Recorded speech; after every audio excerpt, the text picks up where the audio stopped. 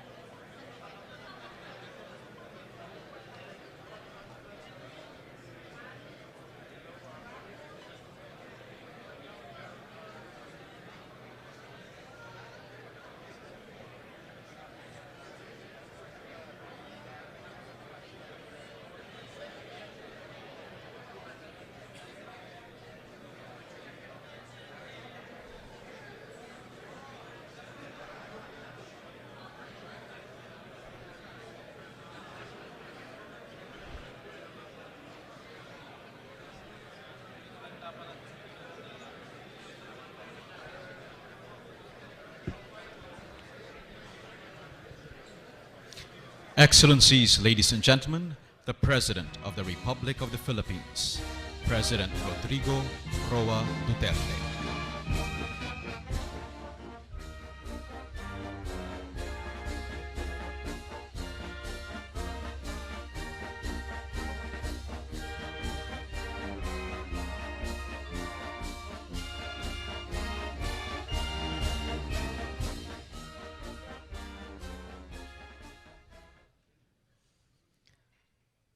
Excellencies, ladies and gentlemen, the Philippine National Anthem. Bayang magiliw, perlas ang silanganan, alam ng puso, sa titik mo'y buhay. Lupang hinirang, duyan ka ng magiting, sa manlulupi, di ka masisingil, sa dagat at bundok, sa simoy at sa langit mong paghaw, may nilang ang tula at awit sa paglayang minamahal. Ang kisap ng watawat mo'y tagumpay na nagdidinig, ang bituin at araw niya kailan pang may limang didilig. Lupa ng araw ng warangit pagsinta, ay langit sa piling ko. Aming ligaya na pag may mga apit, ang namatay ng dahil sa'yo.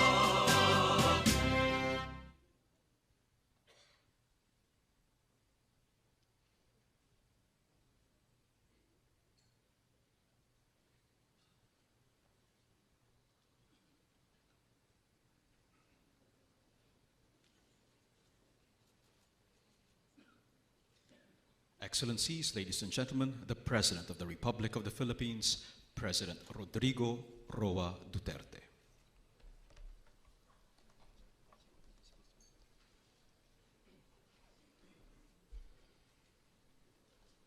His Excellency Archbishop Giuseppe Jose P. Pinto, Excellencies and members of the Diplomatic Corps, Senate President Aquilino Pimentel III, members of the Cabinet, members of the Senate and House of Representatives, heads of international organizations, honored guests, fellow workers in government, my beloved countrymen.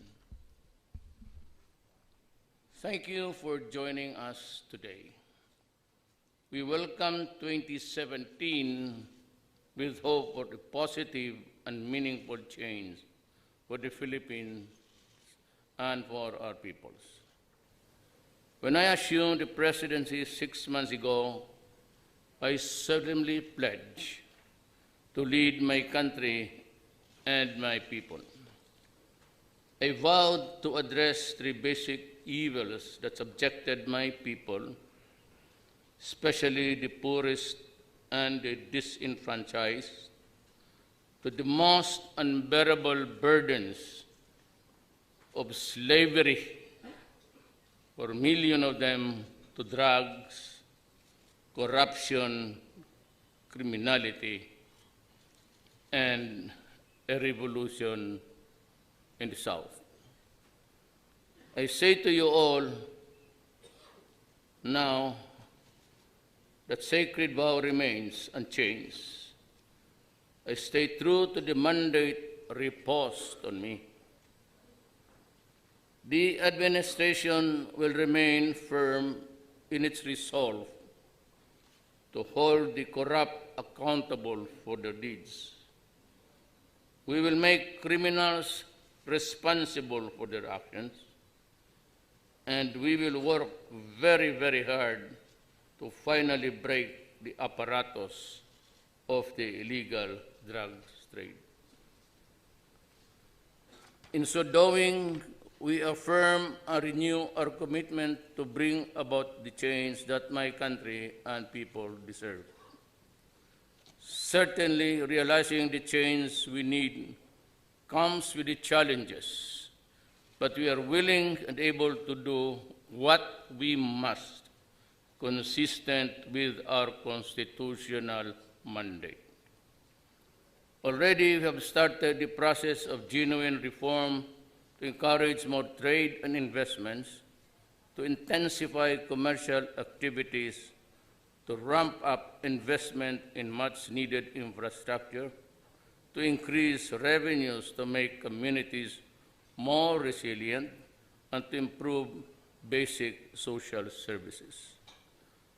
Alongside these efforts, we are talking to all stakeholders to bring about just and lasting peace in Mindanao, and to finally bring to an end one of the longest-running revolutions in the world.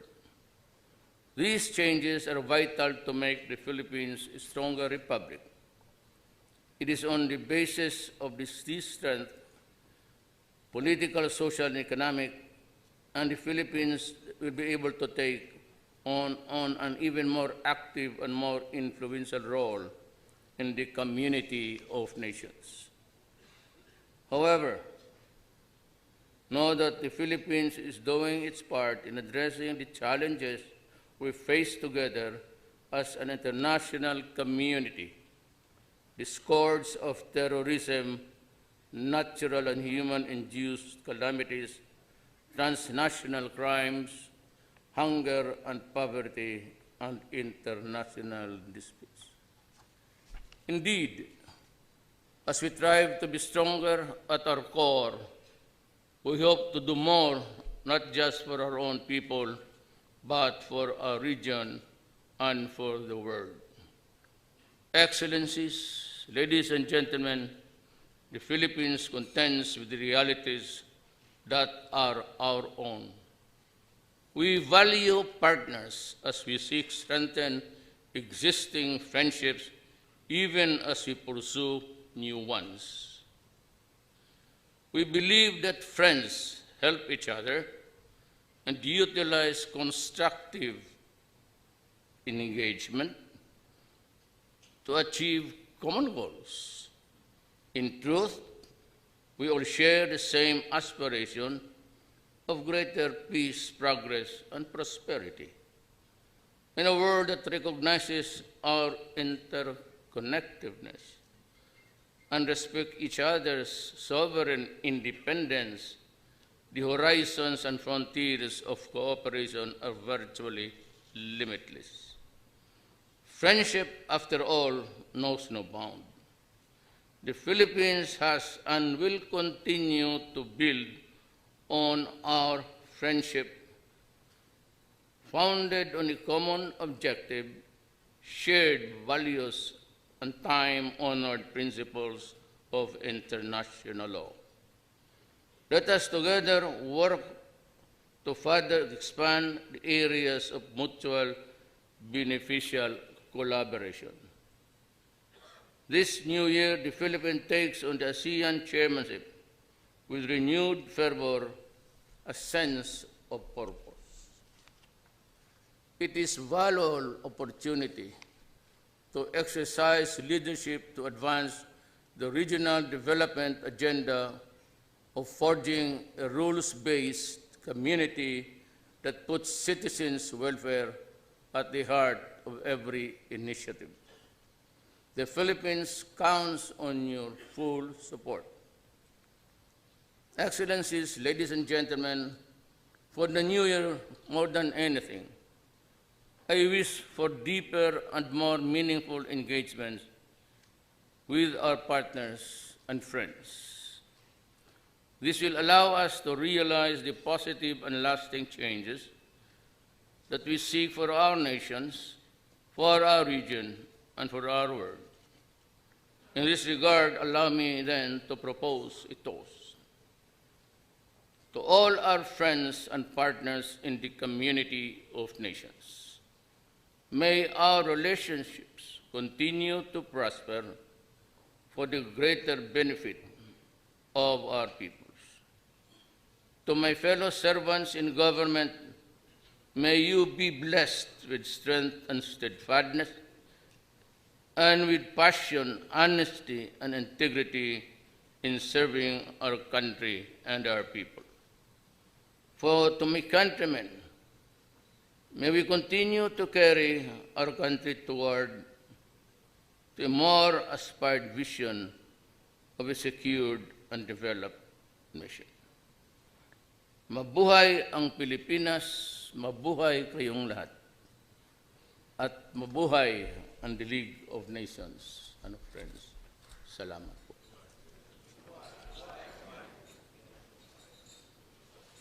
To your success, Excellencies,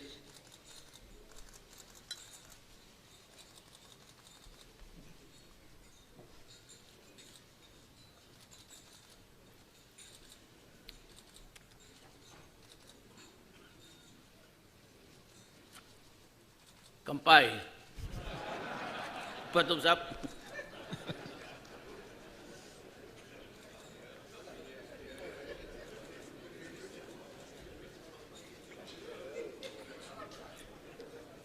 You know, in the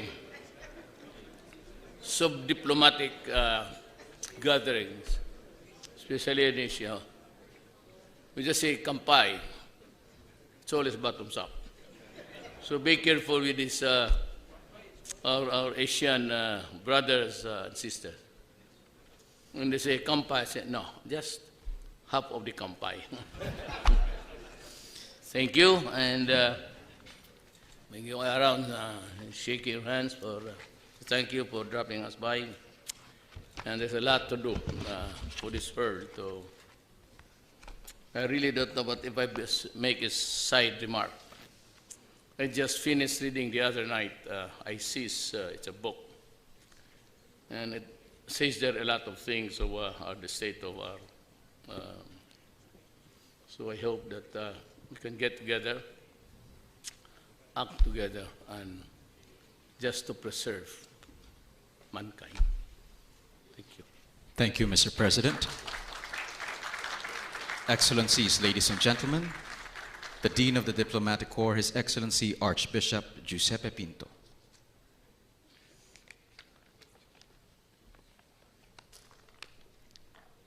Mr. President, on this festive and traditional occasion of exchanging greetings at the beginning of the year, the chiefs of the diplomatic missions and international organizations accredited to the government of the Republic of the Philippines cordially express their best wishing.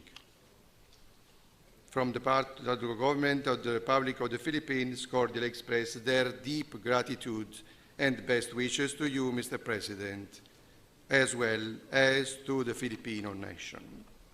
In their name, I convey to you, Mr. President, to the leaders of the Senate and the House of Representatives, to the Cabinet Secretaries, the most heartfelt wishes for a 27th full of achievements in trade and especially in cooperation in the vast and complex area of technology that is gaining more and more interest. There is no nation nor people that does not long for tranquility and security. Therefore, initiatives for peace multiply and open the way to development. Yet, natural phenomena like the super typhoon Nina, which devastated the region of the Bicol and the provinces of Legazpi and Catanduanes on Christmas Day last year, have set back the achievements obtained with great sacrifices. More than 1 million people were left homeless and jobless. Where can they find the resources for a new and better reconstruction? The answer lies first of all in the Filipinos themselves and in their ability to shape their future again and again, in their enthusiasm for community life and their passion for giving and receiving support. Of course, there was also generous assistance to the population, to the passengers and tourists who appreciated the efficacious intervention of the national and international organizations, the religious association, and volunteer workers. Mr. President, the word solidarity means much in this country, and we, members of the diplomatic corps, feel that we were a part of the Filipino people, of its hospitality, and its determination to face the challenges of adversities brought about by forces of nature or arising from events that take place. To you, Mr. President, to the Honorable Secretary of Foreign Affairs and his collaborators, whom we thank for their valuable collaboration in the fulfillment of our mission, and to all those who share with you the honor and responsibility of leading the Philippine government, the diplomatic corps expresses its best wishes of good health and success.